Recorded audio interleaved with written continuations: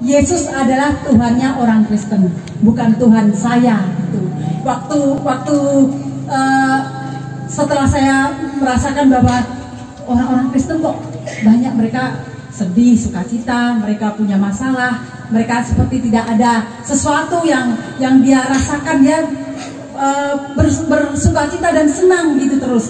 Terus saya lihat ada apa Tuhan dengan mereka, ada apa Tuhan mereka gitu. Terus saya bersyukur sekali, dan pada saat itu saya terus terang saya dilanda masalah penderitaan yang begitu luar biasa dengan keluarga saya, rumah tangga saya terutama. Saya punya anak yang berumur 7 tahun, waktu itu kakaknya Karen, dia nggak bisa bicara.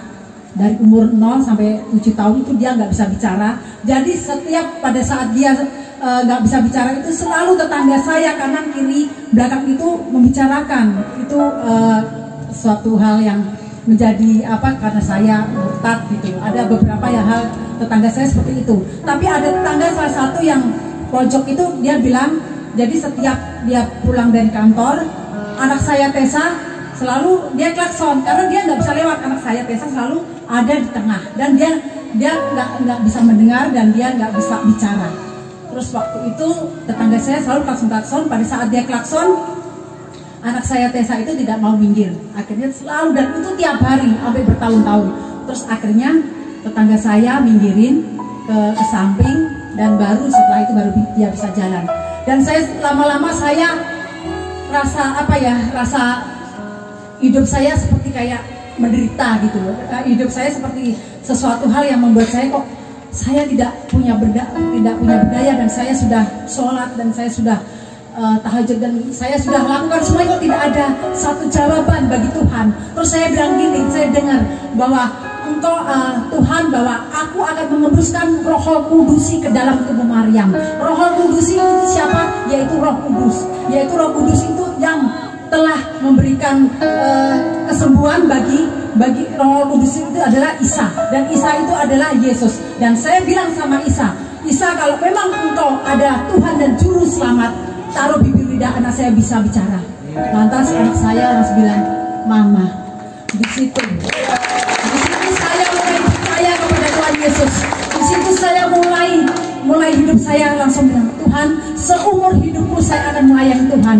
Dari saat ini saya mengenal Engkau Yesus adalah Juru Selamat, saya akan melayani Tuhan sampai saat ini dan sampai selama-lamanya, sampai seumur hidup saya melayani Tuhan. Dan waktu itu saya terus dipakai Tuhan, di mana Tuhan begitu luar biasa. Saya satu jiwa saya menumpangkan tangan kepada orang itu sembuh. Pada saat itu saya menumpangkan orang-orang yang bermasalah, orang-orang yang mereka yang tuli, mereka bisa mendengar. Dan saya nggak tahu apa yang saya lakukan. Di firman Tuhan katakan bahwa setiap orang yang percaya diberi kuasa, dan kuasa itu saya lakukan. Sampai saat ini kuasa itu saya lakukan, dan bahkan saya bilang sama Tuhan, Tuhan pakai saya, berikan saya seorang mata raja, seperti mata Raja Wali yang peka terhadap masalah-masalah, dan telinga yang selalu peka terhadap Tuhan, dan kaki dan tangan saya bekerja di ladang Tuhan. Di situ saya dipakai Tuhan untuk dikirimkan ke daerah-daerah, sampai ke Timor Leste, dan bahkan sampai ke Ternate dan ke Medan, dan bahkan ke Manado. Disitulah saya terus bekerja dengan kuasa Tuhan. Apa yang Tuhan lakukanlah gitu. Tuhan kerjakanlah. Itu yang saya rasakan di situ, dan sampai saat ini saya tidak bosan-bosan untuk selalu saya melangkah. Satu jiwa pun saya layani. Bahkan di waktu di Wonogiri ada salah satu jiwa yang saat itu dia sakit 7 bulan tidak bisa berjalan, dan dia udah sakit seperti kayak lepra. Dia lengket-lengket di badan, dan dia nggak bisa bergerak, dan dia nggak bisa dia dibuang keluarganya dalam satu hutan, sehingga dia dibikinin rumah. Di situ saya diingatkan kepada membantu saya, ibu melayani kemana-mana, tolong bisa nggak doakan teman saya, tapi dia ada di Wonogiri. Akhirnya saya di situ langsung saya bilang sama suami saya, Pak, saya mau pergi ke Wonogiri, saya mau mendoakan sama salah satu teman Mbak. Tapi suami saya nggak mengizinkan. Kenapa harus ke sana sendirian gitu? Kenapa harus ini? Tapi saya bilang, Tuhan, kalau memang ini memang waktunya Tuhan, memang saya harus melangkah mendoakan, saya akan pergi saat ini juga. Tapi di posisi lain suami saya tidak mengizinkan, di posisi lain cucu saya sakit, di posisi lain tiba-tiba air di rumah mati. Dan di situ saya kembalikan ke Tuhan. Tuhan, kalau ini rencana Tuhan, jadilah hari ini. Tapi kalau bukan rencana Tuhan, saya kembalikan kepada Tuhan. Waktu itu saya bilang sama Tuhan, terus Tuhan katakan gini, kamu jalan dan lakukanlah apa yang aku perintahkan kepada kamu. Terus suami saya tiba-tiba telepon dari kantor bilang, "Ma, udah pergi aja, papa ikut." Terus cucu saya tiba-tiba sembuh. Terus air juga tiba-tiba jalan.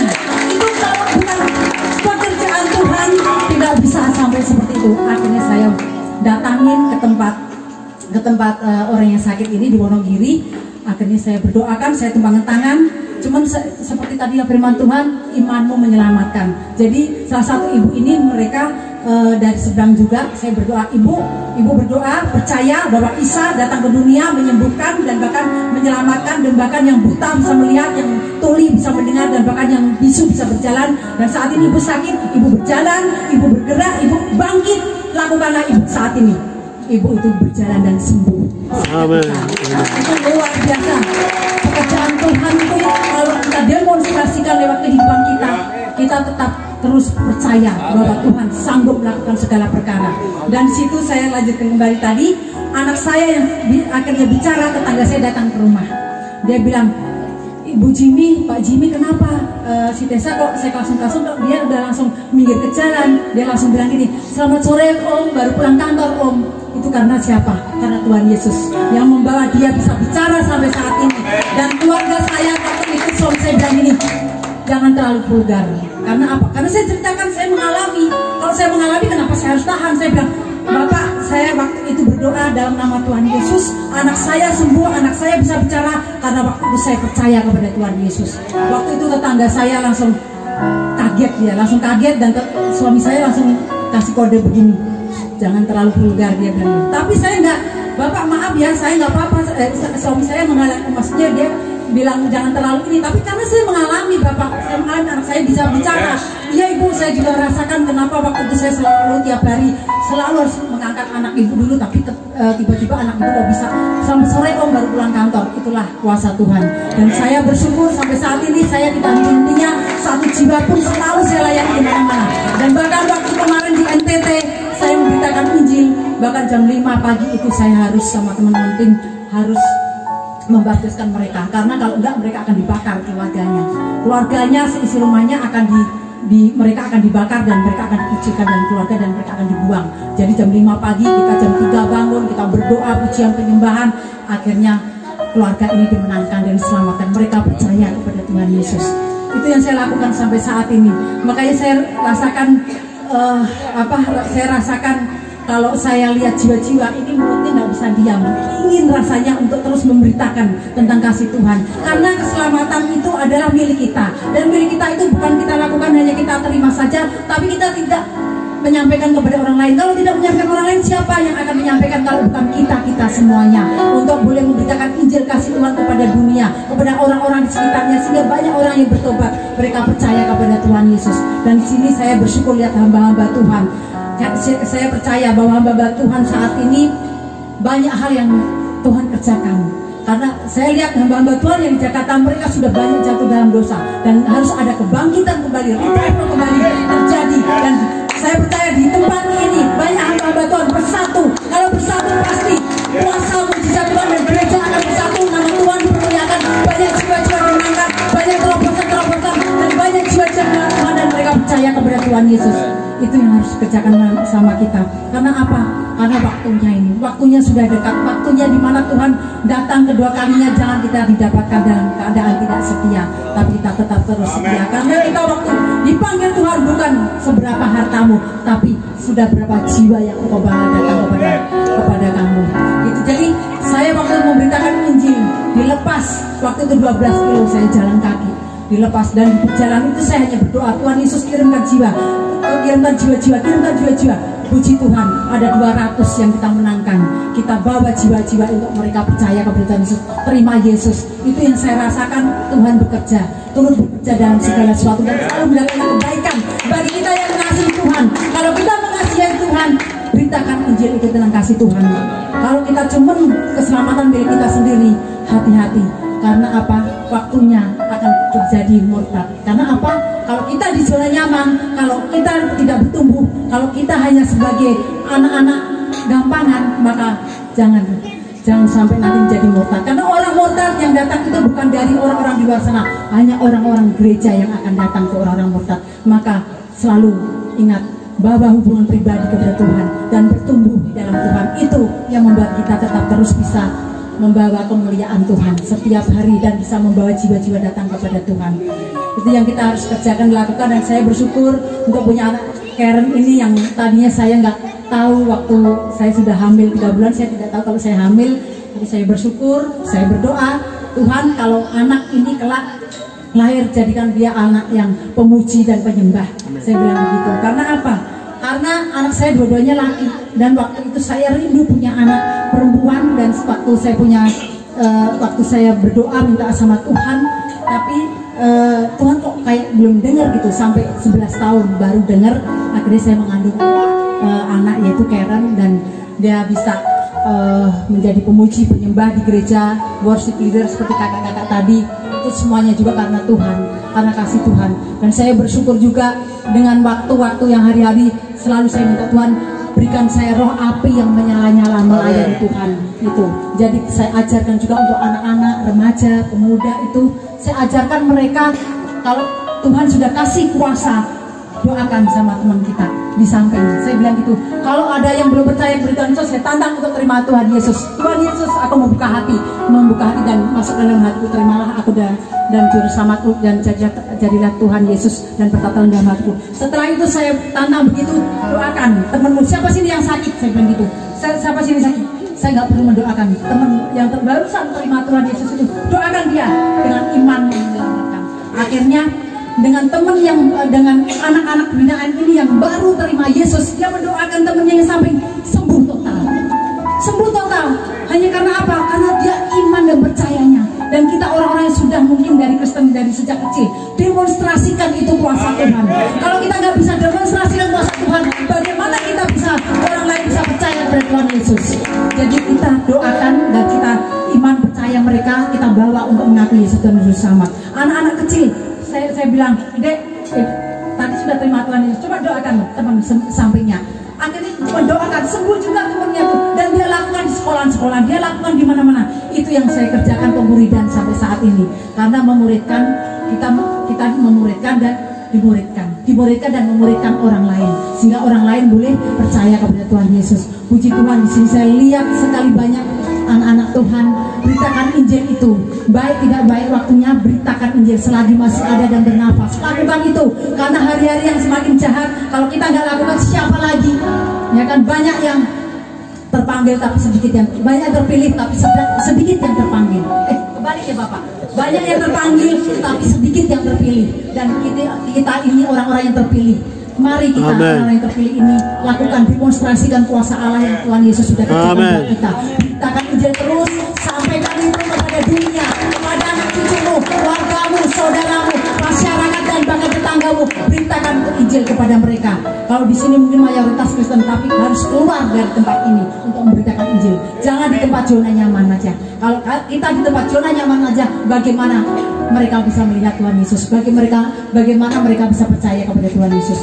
Jadi harus melangkah keluar dari gereja. Bukan berarti kita keluar gereja, maksudnya keluar dari tempat gereja untuk memberitakan Injil.